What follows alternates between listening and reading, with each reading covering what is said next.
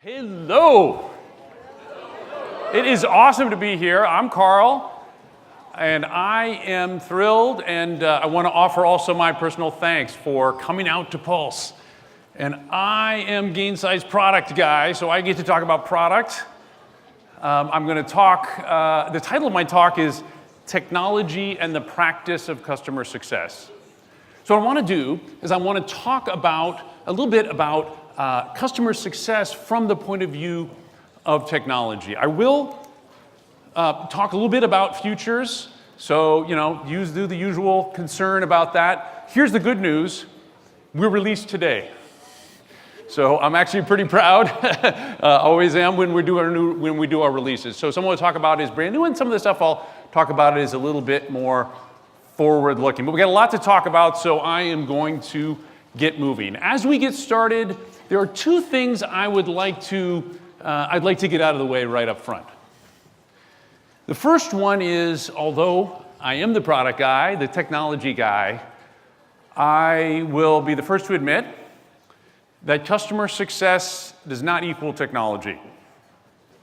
Customer success is a business approach. It's an approach to doing business focused on driving outcomes for your customers as the way to grow your business.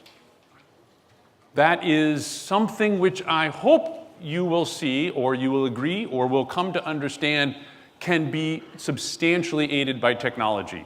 But if your approach to customer success is, I'm going to implement a bunch of technology, even awesome, wonderful, terrific technology built by wonderful people, even if your approach is to implement technology and say, I'm done with customer success, you're mistaken. But I hope that thinking through technology will help you, not only the technology itself, but actually some of the questions that come up as you're thinking about implementing technology for customer success. So in short, customer success is not technology any more than sales is technology, but it can help. Second thing I want to talk about is a point of view that I have on customer success, which I take from the phrase, it takes a village. You probably know the proverb, it takes a village to raise a child. And I think it's a right way to think about customer success. It takes a village to drive outcomes for your customers. The village consists of everybody in your company, or at least anybody that has anything to do in a customer-facing role. Obviously, customer success management is involved, but in the end of the day, people in support have to engage with the customers around cases. People in professional services around projects. Even people in finance engage with customers around contracts and invoices. And so as we go through the discussion today, keep your mind around this idea that all of these folks have to do their job. Support has to handle cases. Finance has to deal with invoices. But if they're not aligned to customer success, you're not going to get there. You're not going to drive those outcomes. And the question we have to get to is, how do each of those teams do what they do in a way that drives positive outcomes versus detracts from them? So keep these two things in mind. Now, what are the things we actually want to touch on are really going to be three. When you go to think about driving customer success, I want to put in your mind the idea the first thing you need to do is model your customers. You know who your customers are, what they are. Second thing, you need to be able to measure them. So that involves getting an understanding of your customers, an understanding that can be shared across that whole village, across everybody in your company. And then, of course, ultimately, you need to manage your customers, meaning you need to touch them. Otherwise, it's all theoretical. You're not going to drive their outcomes for them sitting on a couch. You need to engage. So let's talk about these three things. The first one, model your customers, I'm going to admit to you, is the most abstract of the three. So I'm going to become very concrete as we go forward, but bear with me as we discuss this. It may seem so obvious to you, or it may seem confusing to you. I would say if it doesn't ring a bell, spend a few minutes and think about whether maybe there's something in the way you approach customer success that you could spend a little more time thinking about. That's fundamentally wraps around this first question. What is a customer? If we're going to do customer success, we should probably figure this question out. Now you say, Isn't it obvious what a customer is? Probably if you asked everybody in your company, what is a customer, each one would be able to answer the question. Would they all have the same answer? Would everybody give the same answer to what a customer is? And if we're going to rally around driving outcomes for a customer, we actually have to be able to know what we mean by a customer. And if we're going to bring technology to bear to help, we need to model the customer. In other words, we need to capture in software, in data, in a model, what we mean by a customer. And if this isn't a process you've thought through, what do I mean by customer? I encourage you to do that. Give you a couple of perspectives. First, I want to make a distinction between company and customer. Company, hopefully we can all agree on. Walt Disney Corporation, it's a company. That exists whether we have anything to do with it or not. But to become a customer means that I've established a commercial relationship with that company. So to say it differently, you put the customer in customer. See what I did there? You customer? So the point I'm trying to get to is the customer, a company is just a company, nothing to do with you, right? You go away. Your company, your vendors all disappear. The company is still there. To understand what a customer is to understand how you interact, how you relate to the commercial connections you have with that company. That's what gives you the customer concept, okay? And it's an interesting point because in coming to understand truly what your customer is, what you'll find is you're looking at your own company in a mirror. And the complexity of a customer equals the complexity of your own business. So let's get into this a little bit more. A customer seems like a simple thing, but as we've talked about, there are many different players. If you were to ask a support team what's a customer, what might they say? A support contract. A customer equals somebody with a support entitlement. A professional services lead would say, oh, a customer is somebody who does projects. Finance might say that a customer is a contracting entity or an invoiceable entity. So even though a customer looks like a single thing, as you look across your whole organization, all of these different teams will see the customer in slightly different ways. And not only that, you may have multiple lines of business. You may have different products and different product teams, different business units. If you were to ask folks in business unit 1 who a customer is, they might say people who use my product. People in business unit 2 would say people who use my product. Each of those are commercial relationships that you would have. Again, they would have different points of view. So there are different notions of what a customer is depending on the line of business. And it might even go more than that. You might have different regional perspectives on what a customer is. In Europe, we say, a European organization would say, who are our customers? Versus your group in North America would say, who are our customers? So they'll have different points of view as well. Each of these are different commercial relationships. If we sell product A in Europe, we better make sure that that's successful. If we do a services engagement around product B in North America, we better make sure that's successful. We better make sure we're driving both of those outcomes, as well as driving the overall success of the customer. Just a quick note, these different relationships that correspond to the complexity of your business, because you're multi-division, multi-region, multi-function, actually is a lot of what causes poor experience for your customers.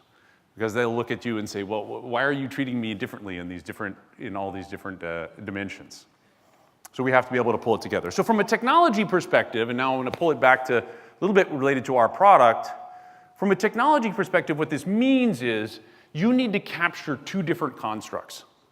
You need to capture the construct of customer holistically and the concept of these commercial relationships. So each commercial relationship, independently on its own, you need to drive to success. And you need to be able to connect them all together so that you overall see success and outcomes for the customer. So in Gainsight, this is actually a big part of what we do in our product. It's actually one of the most important things in the product, which is the concept of customer and the concept of relationship. Now, the exact numbers of relationships and the dimensions that matter depends on your business. You have lots of lines of business, not so many. You're multi-region. Maybe some other dimensions matter for you in your business. You need to capture those because those are going to be the dimensions at which you need to be able to provide success. So let's start talking about this a little more concrete in our product. So if I have a customer, but really what I have is an implementation, a project, professional services team is engaged with JP Morgan on a large implementation engagement that we need to make that successful. And folks who are focused on that would need to have, in this case, a customer, what we'll call a relationship 360 experience. So I would know how the health is. I would understand what the data is, who the key people are in driving success, specifically around that one dimension that we need to make successful. And in addition, I would be able to see at the overall customer level, what are all the different relationships I have? This is a bank, and at this bank we have a services engagement and we have 2 products deployed.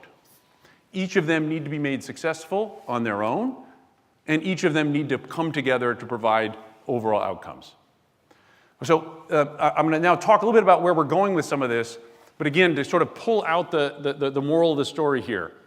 As you're going to implement customer success, bring the practice to life, you have to think through, I would strongly encourage you, think through this question, how do we relate to the customer, to another company? What are the dimensions that we need to provide success on, and then capture those in the notion of a relationship within your system? Now, let me give you one further example of where this can be quite important. Imagine you have a channel-based model. You have a channel-based model. So you could have a situation where maybe you have a European partner who sells product 1 to a particular company. Now, in the customer success world, you would like to engage that partner in helping to ensure the outcomes for the end customer. Pretty clearly, right? You need to do that. You may have another partner, maybe a North American partner, who sells that same product to that same company. Not unusual. How do I even make sense out of the idea that I have 2 partners engaged with the same company, even around the same product? We need to separate out the dimensions of success and the data and the process and everything that one partner is responsible for versus another partner is responsible for. So that comes back to making sure you capture all of the relationships that you have with a company. And then once you having done so, you can say, well, that one is the responsibility of partner 1, and that one is the responsibility of partner 2. I promised some roadmap here. One of the things that we'll release is the notion of permissions at the relationship level. This is not something possible in Salesforce. We do it in Gainsight.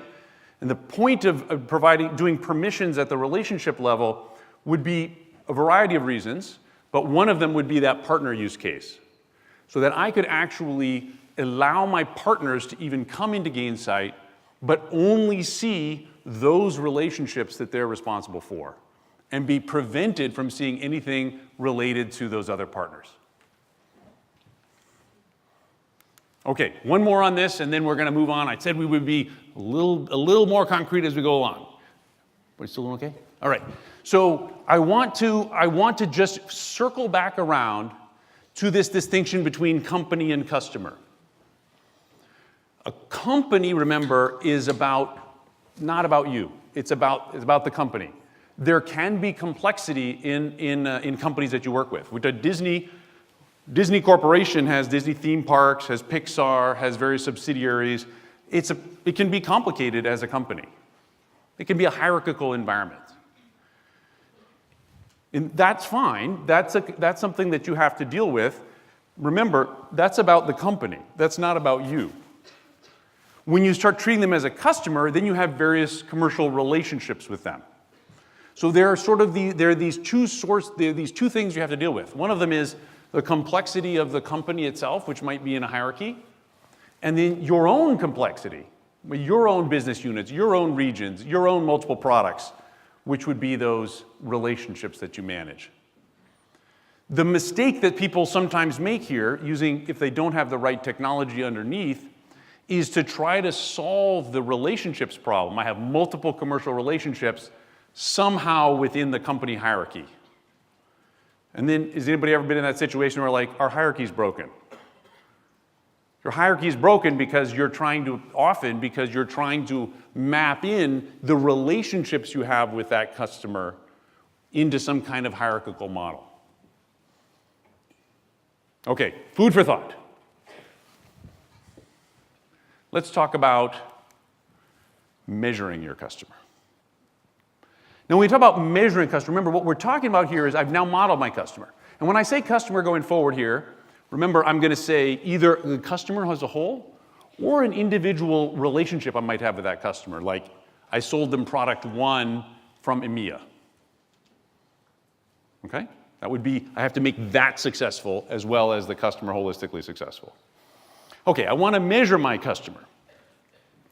So when we say measure the customer, I need to understand it. I need to understand what's going on. I need to bring various data together. What is this data we're talking about? Remember, we have this village. We have these villagers. We have all the people in our company. Each of them, or many of them anyway, are connecting with the customer in some way. Support, again, obviously handles cases. The services team projects. The finance team invoices and contracts. All of that is data about the customer that you need to bring together. You then need to process that data, and then you need to make it available again to the rest of your villagers. The key point here is that you need to understand your customer with all of the data across all of these different silos. You need to be able to blend and merge the data together. I'm going to give you an example. First, let me talk about some of the technology we have within Gainsight to make this possible. We obviously have a lot of technology around connectors, the ability to load data into the product. We have flexible schemas, so you can define whatever kind of data structures you want to be able to handle any variety of types of data. And then we have our processing layer, our latest version of the processing layer we call the Bionic rules engine, which I thought was a cool name. I don't know if other people do, but I liked it because I'm old enough. Anybody remember Bionic? Bionic Man? Okay, anyway, so the key point for the Bionic rules engine is precisely that you want to be able to, you can use it to combine these different data sets together and take action all at once. So let me be very specific and give you an example. This example comes from a customer of ours, which is called Blackbaud, which is a company in the nonprofit sector, and they sell various products to nonprofits. And they do have, over time, they've grown and they have many different products, and of course, each of which needs to be made successful on its own. But they're very, very customer focused, and everybody in the company needs to help drive outcomes, including even the finance team. So the finance team says to us, yes, we are going to help. We're going to be part of customer success. We're going to help deliver outcomes for our customer. And so what they decided was that, if I look at a given customer, they have many different of our products. They're on subscription, so we have many different renewal dates. They said, well, this is kind of silly. We have people doing renewals with us every single month. That's not good for them. That's a huge pain. That's not good for us. That's a huge pain. We should co-term all these contracts. Sounds good, right? The finance team, just note this. That's the finance team taking the initiative in support of customer success. Right? That's what we want. That's the way it should work. Here was the problem. First of all, they had to go hire somebody, nearly full-time person, just to track down the contracts and figure out who had multiple contracts. The second problem was, when they went to do this, They would send out a note saying, hey, why don't we co-term all our contracts? You got 6 contracts, why don't we co-term them all? Well, it might happen that they weren't using one of those products. And then they'd say, you know what, I'll just cancel. I won't bother co-terming it, I'll just cancel. Or maybe they were in a really foul mood because there was some support issue. And they're like, now you're asking me to co-term contracts where you can't even get the support thing working right? So even though the finance team was engaged around this, they're actually not doing it well. What was the problem? The problem was the only thing they were looking at was their own data. So a very smart admin named Melissa Allen at Blackbaud, this was literally within weeks of our coming out with the Bionic rules engine, said, I'm going to solve this problem. So what she did was she, within the framework, went out and queried for, this is all within one, what we call rule, one processing layer, went out and queried for contracts. And did processing on those contracts to figure out who has multiple contracts at different dates. And then she went out and queried for the customer health information, which would combine, sentiment and what's coming from surveys and stuff like that. Make sure we're only looking at folks who are healthy and happy across all the different dimensions. And then very specifically went out and pulled out usage for all of the products, and made sure that all of those usage of all the products is reasonably high. And then combined all of that together using this processing technology, and then spit out, here are the folks we should try to co-term. And in fact, you can run it, they run it every month. So that, because people might get back into a better situation, now's the time to go ask them about co-terming their contracts. Is it making sense? See how we're gonna pull the data together to make this work. And not only that, we actually send out the email automatically, because we can formulate within the tool an email that actually references all of this information. It says, oh, here are your contracts, here are the dates, why don't we go ahead and co-term? So now, in fact, all you need to do as a finance person is actually deal with the paperwork on the back end, if somebody's ready to co-term the contracts. You see this, what we've done? So we've said, yes, we have multiple dimensions of success. We want to make sure they're all going well so we can do this next customer success activity, which is co-term these contracts, which is good. But in order to make that work, we have to pull the data together from multiple different sources. And that's the technology that allows us to do that. Good? Cool. Now, that makes Jim happy. Yeah, Jim in finance are happy. Good. Okay, so that's a very specific example. In general, when we talk about measuring our customers, of course, things like health scores become very important. Health score is nothing more than a way to summarize all data such that we can all have a common language for talking about it. At Gainsight, we recommend having a blended health scoring model, where different aspects, different data sets essentially, give you individual health scores that then combine together to an overall score. Again, overall relationship score or an overall customer score. By doing this allows all the different villagers to be able to have a common language for talking about how we're doing with a certain customer. Of course, you may want to go deeper into this data, and that can be through a dashboard. So we can look at any of these data sources, combine them in different ways, and actually visualize them. Again, that allows the dissemination of different information to folks who may need to consume it. So far, so good. Here's one challenge, though. How do we physically get this information to all the people who might want to consume it? If you're sitting in Gainsight all day long, okay, that information is there available to you. But one of the things that's always been a challenge is, well, what about people who aren't sitting in Gainsight all day long? How do they get this information? Well, we've always had within Gainsight a set of widgets, maybe in different places in Salesforce that you can quickly see. We've had a Zendesk, special Zendesk widget, that's cool. So that's one way.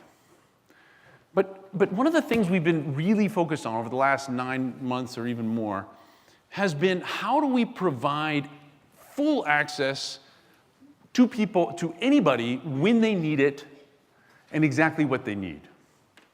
What I'd like to do now is switch over to the demo, to a brief demo to talk about some of the ways that we make that work.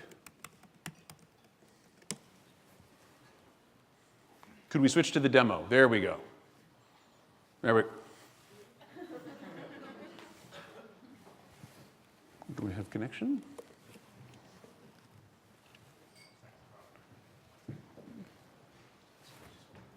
Oh, we had connection briefly.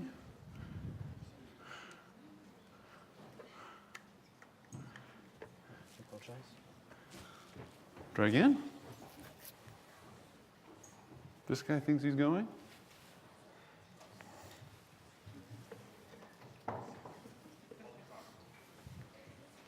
I will paint a picture with my words. Are we good?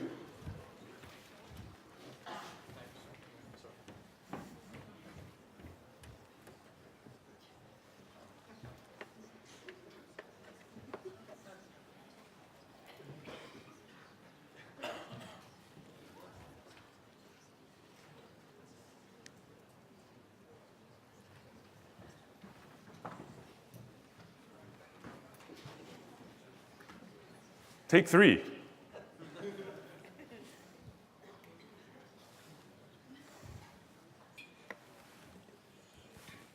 Okay, team, should I just go ahead? I'm just going to go ahead. Yep. So I apologize for that. Let me just summarize for you some of the ways in which we make this available. See how that worked? See, we say this and then we go. All right, try this again. Thank you, team. So one of the things that we've done is we've integrated Gainsight with Slack. Now, some people love Slack, some people use Slack, they don't use Slack, but it's a good example of bringing Gainsight in the data and actions within it to a large group. So I might say something like, and by the way, this came out initially a few months ago, we've been adding technologies to it. So I might say, who is the CSM for JP Morgan? I'm assuming that we're all continue to be connected. There we go. That's Sally McField. I might say, well, tell me about the health scores, and so forth, and so on. So here's health information within Slack. Lots more I can do within Slack. Again, you see the point here. I've got to bring my information to people where they are. They might be in Slack. Another thing that we like to do is we like to give away, find a way to take things like a 360 and actually share it out with, actually let me go to this, here we are. I could actually just share this 360. What happens when I click share is that I'll see a preview and then I can share and I can just say, oh, okay, who do you want to share it with? This will load. No, it needs to refresh. I'll be able to say, great, there we go. I'll just share it with Karl. I'll send a little note. And then what I'll get in my email is a link that I can click on and get right within my browser, mobile, anything else, a 360 for that customer or that relationship. The thing we're just releasing today is the ability to automate this push with our Copilot. So basically an automated email based on any kind of data or situation, which actually will push a 360 page, a live 360 page, to anybody you want. So let me just give you one kind of use case, kind of give the example, again, how you bring this to everybody. You might have a salesperson who opens an opportunity on an existing customer. At such a time, you trigger the system to fire an email to that person, say, click on this link, and you get a full 360 with all the details about that customer. Right? You might know that somebody is going to be having a meeting. I would share those details with them through that mechanism. Another thing that we're just releasing today is the ability to do something similar, manually share a dashboard. So again, I won't go through all the details here, same idea. I can share this dashboard out. For those of you who know Gainsight, know another key feature of ours is success plans. You can share these success plans out directly as well. All of this sharing, the idea being bring all that we know about clients out to individuals directly. By the way, it could also be out to your customers themselves. You may have reasons to share with them their own success plan. or share with them their own 360 that you have on them. So we have shared responsibility. Now, I promised a little bit about where we're going. So where we're going with this is the ability to embed inside any place you want. So we have here a very simple-minded portal, very, very simple-minded portal. And within this portal, I have embedded a dashboard and a 360. So it'll load. So I've actually taken the Gainsight dashboard and stuck it in a portal. Now this is still a little ways out before it's a production-ready system, but let me tell you the way that it's going to work. The way it's going to work is that you'll have a single sign-on capability so that when you go to a portal, for example, an intranet, and you log in, then we'll capture who you are, and that'll be passed to Gainsight, and we'll apply permissions back to you so that you only will see the information that's appropriate for you to see. Another example, tying back to what we were talking about with partners, if you wanted to make things available for your partners in a partner portal, they would log in your partner portal. That would have single sign-on back to Gainsight, and only the relationships that they have responsibility for would show up. Make sense? Cool. So that's, let's switch back to the slides.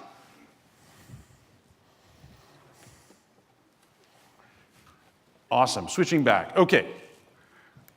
Let's just go forward. Let's talk briefly about managing customers. Okay? Where do we start with? Model your customers. I want to just do a quick summary here. We're all with it.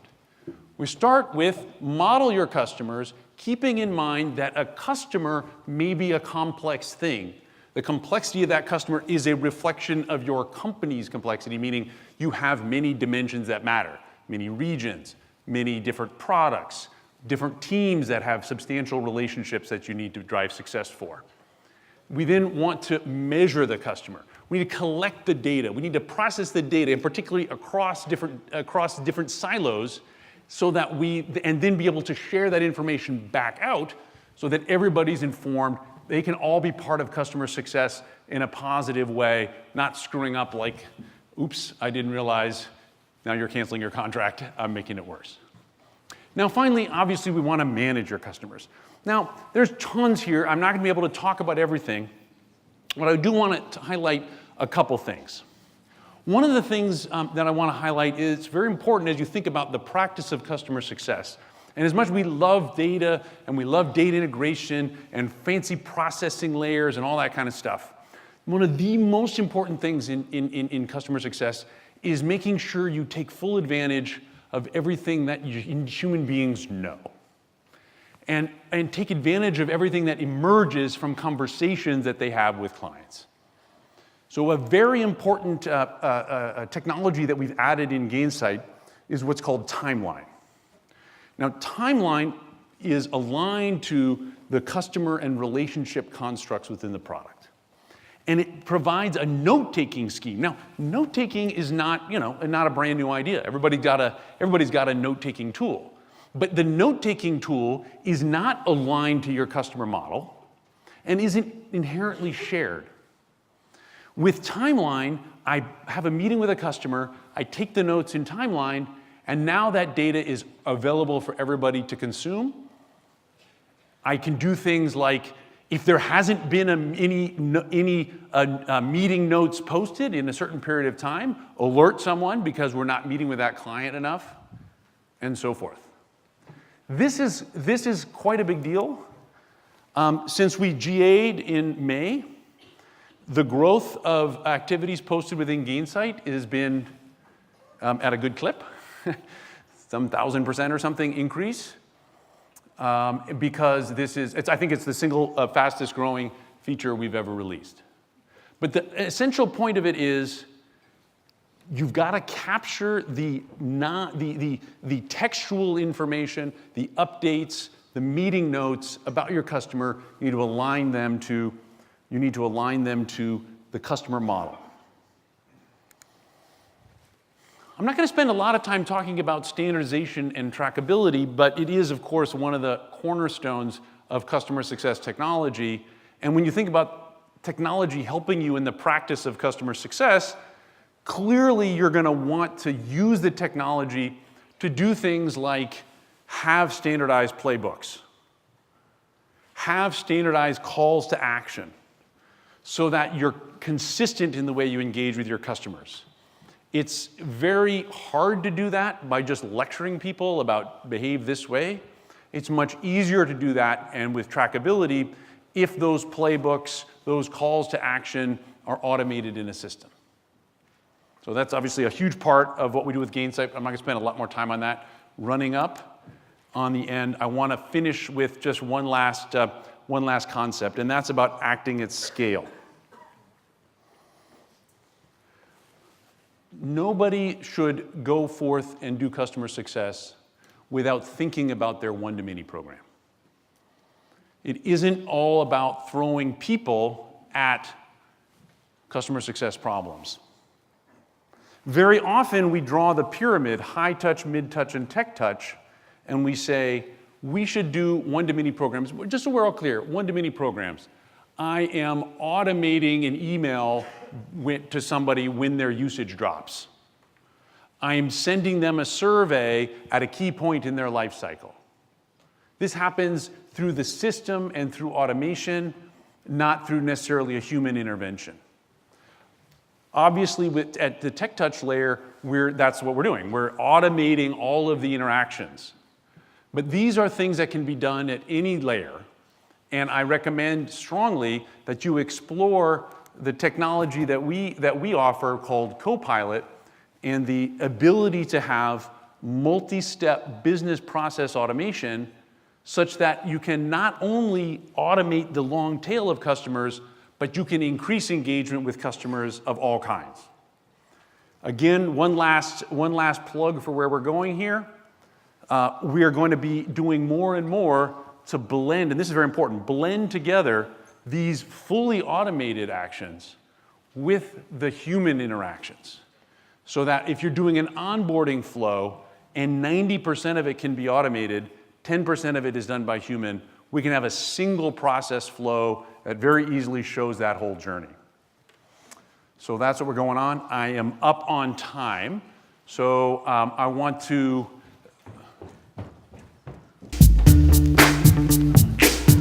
Ice, baby. All right, stop. Collaborate and listen. I sit back with my brand new invention. Something grabs a hold of me tightly. Flow like a harpoon daily and nightly. Will it ever stop? Jonathan, what's going on, man?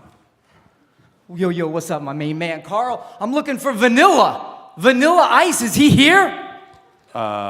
Is he supposed to be here? Well, I heard he's gonna be here, and I heard the music, and I want to see him. I'm here. Okay, if you say so.